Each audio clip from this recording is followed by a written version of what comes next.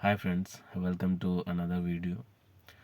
अभी मैं सोच रहा था, लास्ट वीडियो मैंने बनाया कि हमें ज़रूर कुछ ना कुछ बोलना चाहिए, बोलने की आदत डालनी चाहिए। बट अभी जिस तरह से माहौल चल रहा है हमारे आसपास का, उसमें ऐसा लगता है कि यार पता नहीं हमारे क्या बोलने से किसकी भावनाएं आहत हो जाएं।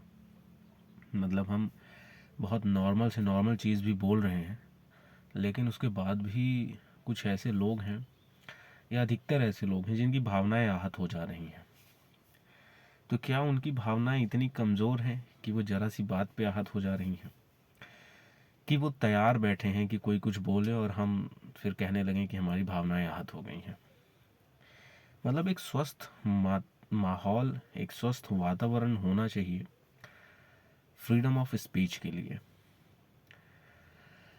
हमारे विचार एक दूसरे से अलग हो सकते हैं, भिन्न हो सकते हैं, और होना भी चाहिए, या यूं कहें कि विविधता के लिए ज़रूरी है ना। अगर 100 लोग हैं और 100 लोग एक ही चीज़ सोच रहे हैं तो फिर उनमें नयापन कैसे आएगा, उसमें कोई विविधता कैसे आ पाएगी। तो अगर वो विचार काफ़ी हद तक पॉजिटिव है, सकारात्मक है, तो भले वो हमारे विचारों से मेल नहीं खाता, लेकिन हमें खुद के अंदर उस विचार को सुनने के लिए एक धैर्य, मुझे लगता है कि बनाए रखना चाहिए, और धैर्य सीखना चाहिए। ऐसा नहीं होना चाहिए कि क्योंकि हम तुम्हारे विचार से सहमत नहीं हैं तो हम तुम्हारी बात सुनेंगे ही नहीं, हम सुन ही नहीं सकते हैं। ये कोई सही ना तो मानसिकता है, ना एक स्वस्थ विचारधारा है। बल्कि स्वस्थ विचारधारा ये है कि हमारे विचार चाहे जो भी हों, बट अगर तुम प्रॉपर उचित तरीके से अपनी बात रखते हो तो हमें सुनना चाहिए। लेकिन ये जो माहौल बना हुआ है, तो इसके अंदर लगता है कि अपने विचार रखना, कहना कहीं किसी मुसीबत में न डाल दे। तो ऐसी चीज़ें भी चल रही हैं।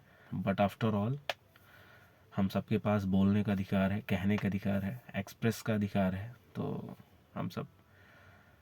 हमें खुद के प्रति अवेयर होना चाहिए, हमें खुद के राइट्स के प्रति अवेयर होना चाहिए।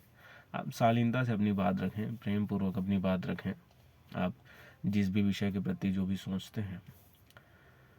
तो मुझे लगता है कि उसमें किसी को आपत्ति नहीं होनी चाहिए, और अगर होगी तो उनकी आपत्ति का समाधान किया जाएगा बात से अपनी बात रख के, अपनी बात कह के।